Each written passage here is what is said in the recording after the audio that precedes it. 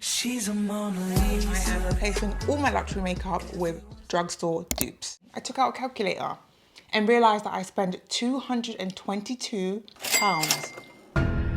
on my makeup. And that's just my everyday makeup. That's not like the extra lipsticks, the extra this, the extra that, no. £222 to do a no makeup look. I went on a shopping spree. Obviously like nothing's open, so it was just the drugstore. I did a whole Revolution London haul. Look, I've done my makeup and I did not spend £222 to do it. I got concealer, foundation. Oh, I thought this was powder. This is the primer.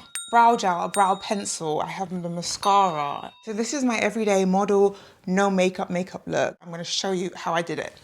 Is it really stupid that I've sat down to do my makeup and I'm wearing all white? So I did get this product, but this is actually an overnight mask and I haven't used it overnight. So yeah, I'm just gonna use a lip balm. Next, we're gonna go in with a primer, and this one, it's kind of got the same consistency as my normal primer. So I normally use the Professional. The consistency is definitely not as thick. I think there's a spatula that goes with this, but I have no idea what the spatula is. So I'm just digging in. The thing I like about Revolution London is that they've always been inclusive. From the beginning, they have always had a range of shades. I'm saying that, but I have like a complete white cast on my face. I think I put a bit too much on. I do have the Conceal and Define foundation, but Conceal and Define is a full coverage foundation and I kind of just want a light makeup look. I mean, yes, the Giorgio money is pretty expensive, but I feel like I save money because I have a fringe, so I don't need foundation on my forehead. That's like half the face gone, so really I'm like spending half the money. So I want to spot conceal now, so I'm going to use the Conceal and Define concealer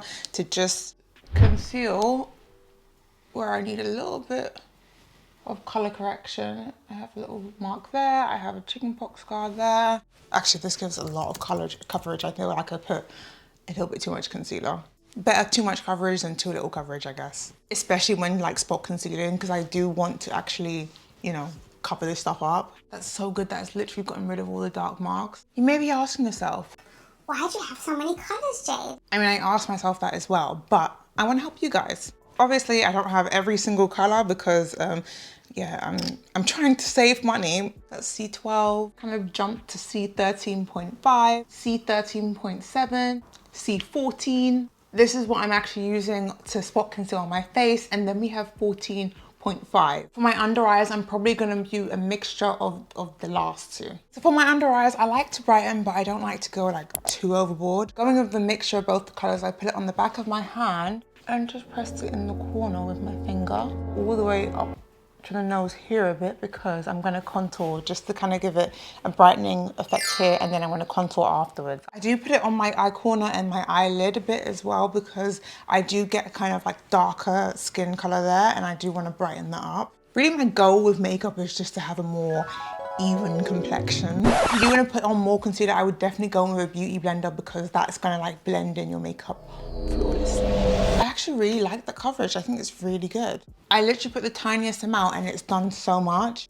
I love the creamy kind of consistency of these concealers, and I love the way it dries down. Like it's like a demi matte kind of dry down. It doesn't dry out my skin or my under eyes, which is really important for me, because there are some concealers that like dry my under eyes and I'm like, I need these. When I'm 50, what my under eyes gonna look like? Covering my bags now, but I don't want premature wrinkles, especially not on the eyes. The eyes are the window to the soul. For contour, I actually don't have a dark enough shade. I mean, these are called the Conceal and Define, so I mean, I'm guessing that people use them to conceal and define too. My local drugstore didn't have a dark enough shade, so I'm waiting on it to come in the post, and it still hasn't come. Today I'm gonna contour my nose with a bit of eyeshadow.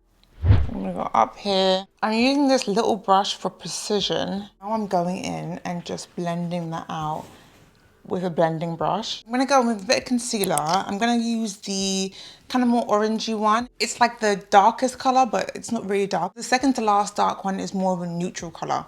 And then this color is more of a warm color. I'm just gonna take that and put it on my forehead a bit, and then down my nose a bit, just to give the illusion of like a raised kind of nose bridge, to make my nose look narrower and just to give it more definition. Then we can just contour the cheeks a bit. For contouring, I think it's really important to not go too low, because then it looks like hollows in the cheeks. A makeup trick to make people look older is actually to take dark makeup and put it underneath in the hollows of the cheeks. So you don't want it to be too low. You want it to be like higher, like here. Now, I've done light contour with powder, but if you want a more defined contour, then I would go for a creamy product. But obviously don't go too crazy because you end up looking like a drag queen. Although, to be honest, drag queens do have amazing makeup. Brow pens, they are called XX Fine. Very dramatic. So I didn't really know which one to go for. This is the soft black, and then this side is the deep black. I don't know the difference.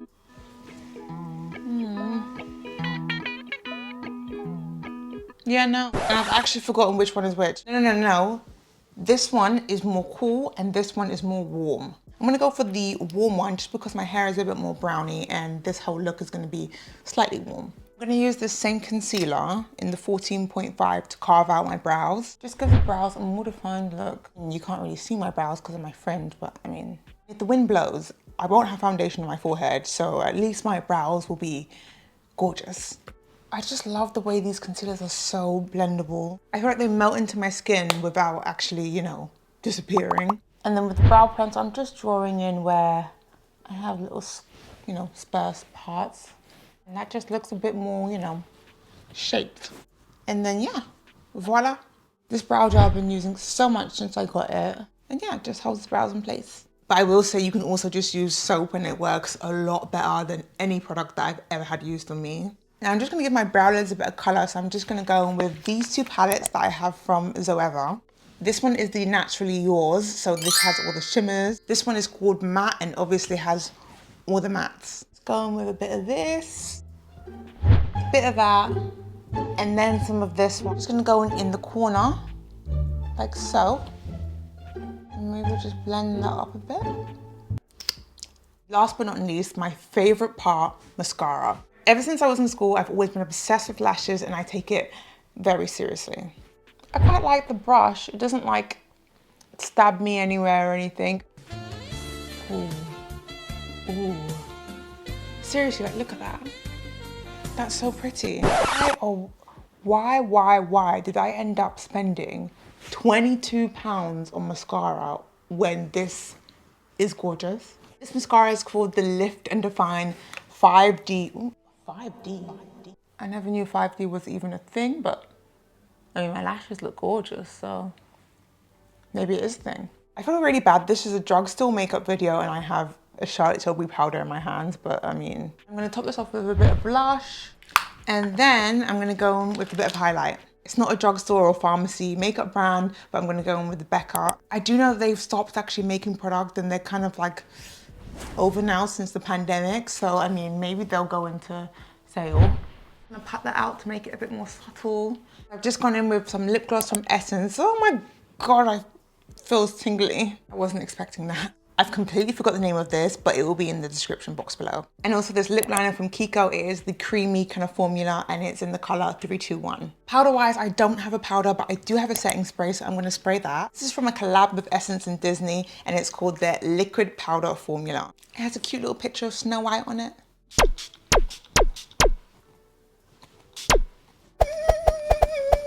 I should have done this before, but I'm just gonna do a little bit of liquid liner. This one is from Collection. It's called the Fast Stroke Liner. I like it because it has the little point at the end, so you can kind of get the precision that you want. I'm really picky with my flick. Like I like it to be feline-like. 2 hours later. Oh, I love this look. I literally think it looks so fresh, so classic. I kind of like this because it's more subtle, whereas my normal eyeshadow is more like extremely pigmented. So for an everyday look, this is great. I like to go a little bit more on the matte side and then give myself a little bit of a glow with some highlight and some lip gloss. I do wish I tried the powder from Revolution London as well because I do really love my Charlotte Tilbury powder and I am obsessed with my Laura Mercier one.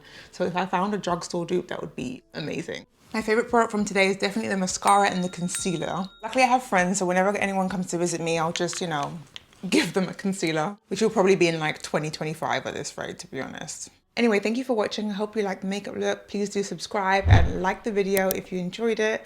And yeah, I'll see you in the next one. Everyone's lining up to see her.